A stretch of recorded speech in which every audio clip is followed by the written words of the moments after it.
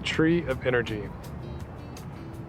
At Sosa High School, I was the youngest, most junior staff member at that school. And in a culture of strict hierarchy, being the only non-Japanese, or one of the only non-Japanese, and the youngest meant that I was low on the totem pole. And that was okay. That's just the way things worked. And my supervisor was a really nice guy, Takachio Sensei. Very much a man of few words. Not a lot of emotion, not a lot of words. Very kind and very helpful. Very insightful guy. Really enjoyed working with him. He had heard me tell about my weekends of jogging through the rice paddies and exploring and getting lost and getting found and really understanding my surroundings more and having conversations with local farmers that I would startle as I would run around a corner and they'd be shocked to see some young foreigner jogging in their fields. And finally one day he said, "Hey, you know I'm a avid runner, don't you?" I said, "Yeah, I remember you had mentioned that you'd done some marathons and some 10Ks. He said, "Well, if you ever want to sneak out on, after the last period and go for a run, let me know." And I thought, wow, this is scandalous. He was a by the book kind of guy, and he was my supervisor. He was a high ranking guy, and wasn't like the good time Mr. Social guy in the office. I had another guy that I had interacted with like that in the office. And I said, sure, let's do it. Let's go for a run someday. So we would coordinate and we would,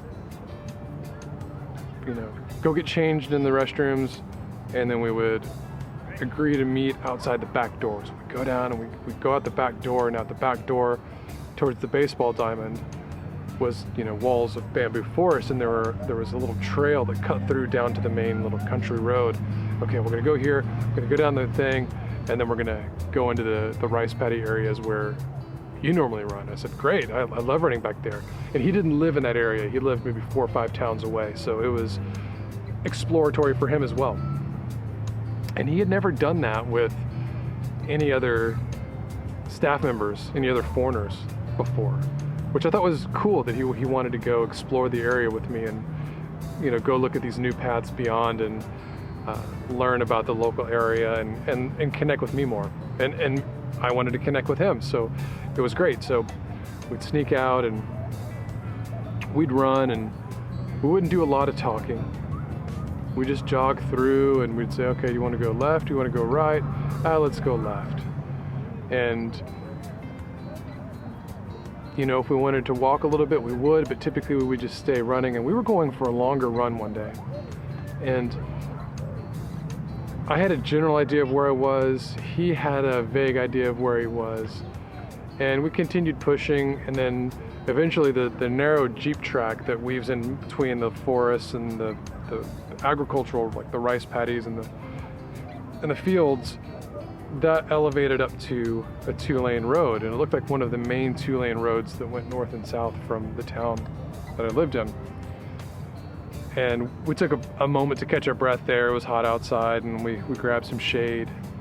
And I said, wow, this is a really beautiful tree. And I think it was a hardwood tree. I want to say that it was a hardwood tree, very old, large hardwood tree. And he said, hey, do you like that kind of tree? And I said, yeah, I really do. I think it's really beautiful. I like being out here in the nature and hearing the sound of the bamboo rustling together, and it's very relaxing. I really enjoy running out here. He said, well, I'll tell you a story that I haven't told many people. I told my wife and she thought I was crazy, and he started to laugh. He said one day he had gone out for a very long run near where he lived, and he was training for a large, long race. And he said that he was really fatigued and needed a breather, just like we were doing at that moment. And he said he was just fading. He didn't have a lot of energy. He didn't have any water with him. And so he said he just leaned against the trunk of this large hardwood tree, like the one we were standing next to.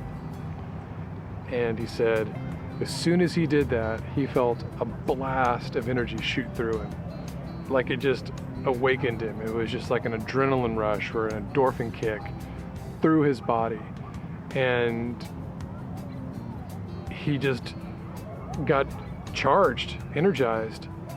And he had never had that happen before. And he looked at the tree and he looked at his hand, wasn't really sure what was happening, and decided, well, I felt pretty good now. And so he continued running and had a really strong, good run.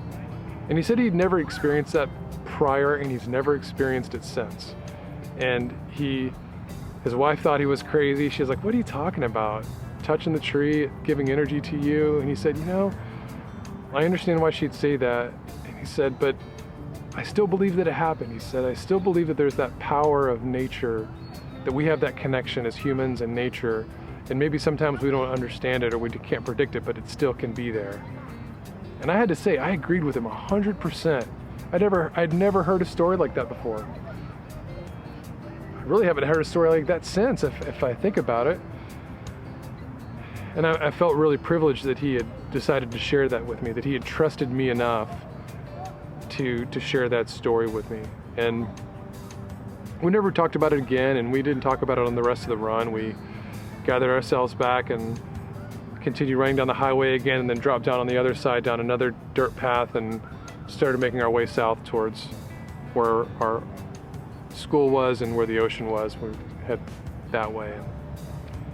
It was a great run, and we continued not talking very much. We just stride after stride. You could just hear our shoes on the gravel, and we would just go, and we found these beautiful old farmhouses and beautiful old temples and all these areas that I had never been to yet, and he had never been to since he didn't live in the area.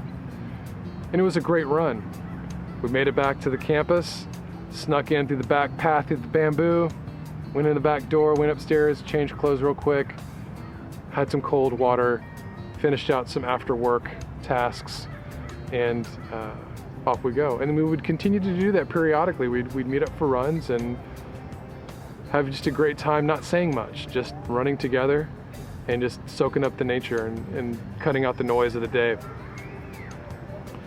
That path beyond for me was insightful because he was my ultimate boss, and he was so high ranking, and he had opened the door for me to join him on a run or for us to go run together. And by him taking that risk of, we weren't skipping class, but it was right after the classes had ended and we still had work to do as teachers. And, he would occasionally go and run with me, which I thought was really great. He was taking a risk, and I could have easily just said, no thanks, I'm good, I'll run by myself, or I'll run after work when I get home, or I'll run on the weekends. But I figured, why not? And also, I knew he could outrun me. He was really fit, really lean, very much a distance runner. I was the opposite. I was a sprinter type of runner, so my endurance was terrible. So I was really nervous that we would get on a run and he would just destroy me. He would just drop me, and he didn't. He kept a slow pace for me a lot of times, probably much slower than he wanted to run. And I'm glad that he went on that path beyond his comfort zone, and I did too, because it created this really cool experience and great memory where two people could connect. He's probably about the age of my dad, I would say. So there was a bit of a paternal type of thing going on there a little bit, and he was, making sure that I was okay as a foreigner and that I was alone. And so he'd always keep an eye on me. Just even if it was from a distance, I could always see him just making sure that I was good, or asking around to my colleagues to make sure that I was okay. And he was good for that, and I really appreciated him for that. That's all for this Paths Beyond. Thanks for joining. See you next time.